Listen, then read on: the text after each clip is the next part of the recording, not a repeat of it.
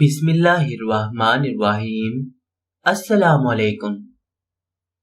ایک بار جبرائیل علیہ السلام نبی کریم صلی اللہ علیہ وآلہ وسلم کے پاس آئے تو آپ صلی اللہ علیہ وسلم نے دیکھا کہ جبرائیل کچھ پریشان ہے۔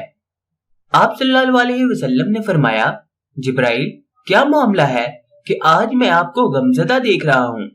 جبرائیل نے عرض کی، اے محبوب کل، میں اللہ پاک کے حکم سے جہنم کا نظارہ کر کے آیا ہوں۔ اس کو دیکھنے کے بعد سے مجھ پر غم کے آثار نمودار ہوئے ہیں۔ نبی کریم صلی اللہ علیہ وسلم نے فرمایا، جبرائیل مجھے بھی جہنم کے حالات بتاؤ۔ جبرائیل نے عرض کی، جہنم کے کل 7 درجے ہیں، ان میں جو سب سے نیچے والا درجہ ہے اللہ اس میں منافقوں کو رکھے گا۔ اس سے اوپر والے 6 درجے میں اللہ تعالیٰ مشرک لوگوں کو ڈالیں گے۔ اس سے اوپر 5ویں درجے میں اللہ سورج اور چاند کی پرستش کرنے والوں کو ڈالیں گے۔ 4تھے درجے میں اللہ پاک آتش پرست لوگوں کو ڈالیں گے۔ 3رے درجے میں اللہ پاک یہود کو ڈالیں گے۔ 2 درجے میں اللہ تعالیٰ عیسائیوں کو ڈالیں گے۔ یہ کہہ کر جبرائیل علیہ السلام خاموش ہو گئے تو نبی کریم صلی اللہ علیہ وسلم نے پوچھا، جبرائیل آپ خاموش کیوں ہو گئے ہیں؟ مجھے بتاؤ کہ پہلے درجے میں کون ہوگا؟ جبرائیل علیہ السلام نے عرض کیا، اے اللہ کے رسول صلی اللہ علیہ وآلہ وسلم، پہلے درجے میں اللہ پاک آپ کی امت کے گناہگاروں کو ڈالیں گے۔ جب نبی کریم صلی اللہ علیہ وسلم نے یہ سنا کہ میری امت کو بھی جہنم میں ڈالا جائے گا تو آپ صلی اللہ علیہ وسلم بے حد غمگین ہوئے اور آپ صلی اللہ علیہ وسلم نے اللہ کے حضور دعائیں کرنا شروع کی۔ 3 دن ایسے ہی گزرے کہ اللہ کے محبوب مسجد میں نماز پڑھنے کے لیے تشریف لاتے، نماز پڑھ کر حجرے میں تشریف لے جاتے اور دروازہ بند کر کے اللہ کے حضور رو رو کر فرمایا کرتے۔ صحابہ حیران تھے کہ نبی کریم صلی اللہ علیہ وسلم پہ یہ کیسی کیفیت طاری ہوئی ہے، مسجد سے حجرے جاتے ہیں، گھر بھی تشریف لے کر نہیں جا رہے۔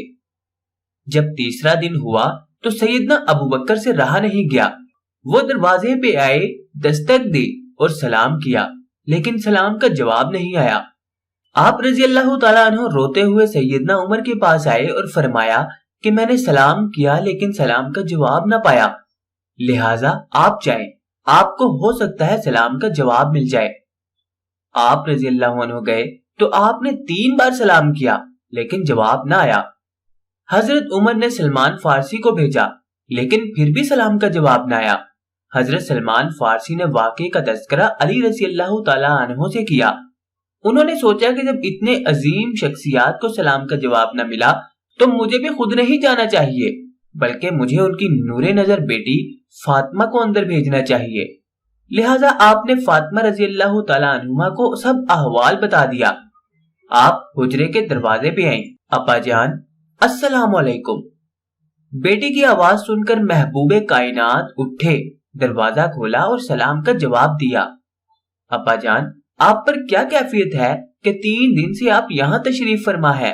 نبی کریم صلی اللہ علیہ وسلم نے فرمایا کہ جبرائیل نے مجھے آگاہ کیا ہے کہ میری امت بھی جہنم میں جائے گی۔ فاطمہ بیٹی، مجھے اپنی امت کے گناہگاروں کا غم کھائے جا رہا ہے اور میں اپنے مالک سے دعائیں کر رہا ہوں کہ اللہ ان کو معاف کر اور جہنم سے بری کر۔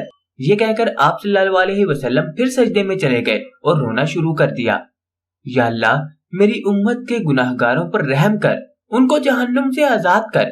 کہ اتنے میں حکم آ گیا، وَلَسَوْفَ يُعْتِيكَ رَبُّكَ فَتَرْضَىٰ، اے میرے محبوب غم نہ کر، میں تم کو اتنا عطا کر دوں گا کہ آپ راضی ہو جائیں گے۔ آپ صلی اللہ علیہ وسلم خوشی سے کھل اٹھے اور فرمایا، لوگو اللہ نے مجھ سے وعدہ کر لیا ہے کہ وہ روزے قیامت مجھے میری امت کے معاملے میں خوب راضی کرے گا، اور میں نے اس وقت تک راضی نہیں ہونا جب تک میرا آخری امتی بھی جنت میں نہ چلا جائے۔